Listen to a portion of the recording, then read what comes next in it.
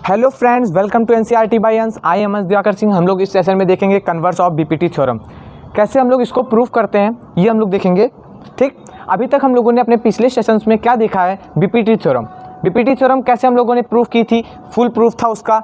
ठीक, उसी तरह हम लोग कन्वर्स ऑफ बीपीटी भी करेंगे। बीपीटी का उल्टा ही जस्ट कन्वर्स ऑफ बीपीटी है। ठीक है, ओके। अब अच्छा देखिए, कन्वर्स पार्ट हमेशा किसी भी थ्योरम का उल्टा पार्ट होता है। जैसे आप ऐसे थ्योरम प्रूफ किए तो इसी का अगर हम लोग उल्टा चलें तो वो हमारा कन्वर्स पार्ट कहलाता है। ठीक, जो कन्वर्स में टू प्रूव होता है वही चीज़ जो हमारा थ्योरम रहता है उसका प्रूफ रहता है। मतलब अगर आप कोई चीज़ प्रूफ कर रहे हैं तो इंटरचेंज हो जाता है। मतलब जैसे हम लोग इसी को एग्जाम्पल के तौर पे समझते हैं, ये आपको बहुत ही हेल्प करेगी एग्ज़ाम के पर्सपेक्टिव से। अगर देखें, मान लीजिए हम लोगों ने बीपीटी में क्या देखा था कि DE पैरेलल टू BC है, D पैरेलल टू BC है। अब उसमें हमने क्या प्रूव किया, AD upon DB AE upon EC के इक्वल है। यहाँ पे AD upon DB AE upon EC given है और प्रूफ क्या करना है, DE पैरेलल टू BC, उसी का उल्टा जस्ट। समझ में आया? स्टेटमेंट कह रहा है if a line divides any two sides of a triangle in the same ratio. अगर कोई लाइन किसी ट्रायंगल को सेम रेशियो में डिवाइड करती है then the line is parallel to the third side, वो लाइन तीसरे साइड्स के पैरेलल होगी। ठीक है, इतना जान गए आप। अब इसके बाद हम लोग ये इतना लिखते हैं प्लस फिगर बनाते हैं तो हम लोग को जाकर हाफ ऑफ नंबर मिल जाते हैं। उस इतनी मेहनत ही हम लोग को आधा नंबर दिला देती है। इतनी मेहनत ही हम लोग को आधा नंबर दिला देती है। तो इतनी मेहनत हम लोग कर चुके हैं। गिवन में हम लोग क्या लिखेंगे, AD upon DE AE upon EC, जो कि हमने स्टेटमेंट से लिया है। हमेशा ये तीनों चीज़ आपको इजीली स्टेटमेंट में मिल जाती हैं क्योंकि ये तीनों चीज़ बहुत ही इंपॉर्टेंट होती हैं। इसके और इसके बिहाफ से, मतलब इसके और इसके एडिशन से, मतलब इसके और इसके साथ मिलकर ही हम लोग कोई भी थ्योरम का प्रूफ कर सकते हैं। अच्छा, अब हम लोग स्टार्ट करते हैं प्रूफ पे जाने से पहले मैं आपको बता दूँ, इसको हम लोग कंस्ट्रक्शन किया जो हमने, वो DE dash parallel to BC का कंस्ट्रक्शन हमारा। हमने एक लाइन ड्रॉ की है ये यहाँ पे, जो कि BC के पैरेलल माना है और ये लाइन पहले से दी हुई थी। अब प्रूफ करना है, अगर ये लाइन हम लोग इसके ऊपर प्रूफ कर ले गए और ये लाइन अगर इसको पैरेलल हमने माना है, यही लाइन अगर ये लाइन साबित कर दें तो ये लाइन इसके पैरेलल हो जाएगी according to construction, according to your proof. ठीक, अब हम लोग प्रूफ पे चलते हैं। प्रूफ को स्टार्ट करने से पहले अब हम क्या करेंगे, जादू। कंस्ट्रक्शन आपको दिख रहा होगा, मैं इसको थोड़ा डार्क कर दे रहा हूँ। ये आपका कंस्ट्रक्शन है, दिख रहा है? ठीक है। अब प्रूफ पे आते हैं हम लोग। प्रूफ में हम लोग कहाँ से स्टार्ट करेंगे, कंस्ट्रक्शन से हम लोग प्रूफ स्टार्ट करेंगे। कंस्ट्रक्शन क्या है, D parallel to BC, D dash parallel to BC, ये हमारा कंस्ट्रक्शन था। ठीक, अगर ये पैरेलल है तो according to BPT theorem, according to Thales theorem, यहाँ पे मैं लिखूंगा according to BPT, according to BPT मैं यहाँ लिखूंगा। बीपीटी में हम लोगों ने क्या देखा था, जब किसी ट्रायंगल में लाइन पैरेलल होगी, जब किसी लाइन में लाइन पैरेलल होगी तो वो सेम रेशियो में डिवाइड करेगा। इसका मतलब AD upon DB is equal to AE dash upon E dash C, इस थ्योरम के अकॉर्डिंग। अब मैं इस थ्योरम को ज़्यादा डिटेल में नहीं बताऊंगा क्योंकि इसका मैं प्रूफ कर चुका हूँ। ठीक, इसको प्रूफ कर चुका हूँ मैं। अब आपको ये देखना है कि ये थ्योरम कैसे अप्लाई हुई यहाँ पे। अब मैं आपसे एक क्वेश्चन करूँगा, किन किन बच्चों को ये थ्योरम लर्न हो चुकी है वो मुझे कमेंट सेक्शन में बताएं। ठीक, D dash parallel to BC, इससे अकॉर्डिंग टू बीपीटी हमने बीपीटी लगाया इस पे। अब हमको ये पता चला कि क्या पता चला, AD upon DB is equal to AE dash upon E dash C। ये इतना मिला हमको इस थ्योरम के अकॉर्डिंग। इसीलिए आप छोटी छोटी थ्योरम्स को भी बहुत ध्यान से पढ़ा कीजिए क्योंकि वो कहीं ना कहीं यूज़ आ ही जाती हैं। अभी तक हमने 1 to 9th जितना भी पढ़ा है वो सारा 10th में आकर यूज़ हो रहा है। ठीक, AD upon DB is equal to AE dash upon E dash C, यहाँ तक अगर आप पहुँच गए तो अब देखिए सीधा गिवन में AD upon DE is equal to AE upon EC, यहाँ पे सॉरी DB होगा, मैंने E लिख दिया था DB।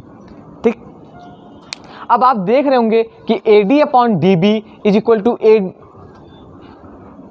AD upon DB is equal to AE dash upon E dash C किसके इक्वल है, AD upon DB is equal to AE upon EC के। यही चीज़ यहाँ भी इसके इक्वल है, यही चीज़ यहाँ भी इसके इक्वल है। इसका मतलब क्या हुआ, जैसे कि हम लोग एक थ्योरम के अकॉर्डिंग आप समझ लीजिए, फिर एक प्रॉपर्टी समझ लीजिए कि अगर ये 3 लाइन है, ये लाइन इसके पैरेलल है और ये लाइन इसके पैरेलल है, तो ये लाइन इसके पैरेलल ज़रूर होगी। ठीक, तो वही चीज़ हम लोग यहाँ पे समझेंगे, ये लाइन इसके इक्वल है, ये इसके इक्वल है, इसका मतलब ये इसके इक्वल है। ठीक, यही चीज़ हम लोग अब लिख देते हैं, AD upon DB is equal to AE upon EC। इतना लिख दिया। ये रीज़न ज़रूर लिखिएगा क्योंकि रीज़न बहुत ही ज़्यादा इंपॉर्टेंट होता है। अगर आप ये रीज़न नहीं लिखेंगे, अगर आप ये रीज़न यहाँ पे नहीं देंगे तो उससे आपके मार्क्स रिड्यूस होने के चांसेस बन जाते हैं। अगर आपको मार्क्स ज़्यादा से ज़्यादा गेन करने तो आपको सारे सीरियल वाइज एक सबका रीज़न देना पड़ेगा। ठीक, जैसे यहाँ पे मैंने रीज़न दिया अकॉर्डिंग टू BPT, फिर यहाँ पे गिवन, ऐसे आपको सब में रीज़न देना पड़ेगा। ठीक, यहाँ तक पहुँच गए। अब उसके बाद आप देख सकते हैं कि हम लोग क्या लिखेंगे, AE dash upon E dash C is equal to AE upon EC। ये लिख दिया। अब आपको ये प्रूफ करना है AE dash upon E dash C और AE अपॉन EC। एक पक्ष मतलब एक साइड का हम लोगों ने इतने चीज़ों को एक साइड पे लाके खड़ा कर दिया है। अब ऐसा कुछ चमत्कार करना है कि दो चीज़ें कोई सेम हो जाएं। उसको सेम करने के लिए हम लोग दोनों साइड 1 को ऐड कर देंगे। 1 को, जैसे कि ये आधा है, इसमें अगर 1 ऐड करेंगे तो ये पूरा हो जाएगा। तो वही चीज़ हम लोग यहाँ करेंगे, इसको पहले पलट देंगे। इसको पलटने से ये होगा कि ये चीज़ पूरा हम लोग कवर करेंगे। ठीक, तो इसको हम लोग अब पलटेंगे, इसको जो हम लोग पलटेंगे तो ये हो जाएगा E dash C upon AE dash plus 1 is equal to EC upon AE plus 1। ये इतना हो गया। तो उसके बाद हम लोग यहाँ पे फिर से सुनहरी रेखा का प्रयोग करेंगे। ये चीज़ उठा के अब यहाँ पे रखेंगे, E dash C plus AE dash upon AE dash is equal to AE upon AE denominator में रहेगा, EC प्लस AE। अब मैं इसके पीछे का राज आपको बताने जा रहा हूँ। जैसे AE डैश है, यहाँ भी नीचे 1 मान लीजिए, AE डैश हमारा LCM हो गया। उसके बाद 1 से जस्ट को मल्टीप्लाई करेंगे, AE डैश हमें दोबारा मिलेगा। तो हमने यहाँ पे लिखा E dash C plus AE dash. वही चीज़ सेम प्रोसेस मैंने यहाँ किया। यहाँ पे नीचे 1 मान लीजिए और जब AE का हम लोग LCM लेंगे, EC प्लस AE हो जाएगा। यहाँ तक समझ में आ गया। अब किसका यूज़ करना है ये देखते हैं। अब यूज़ करना है आपको अपने कॉमन सेंस का। किसका यूज़ करना है?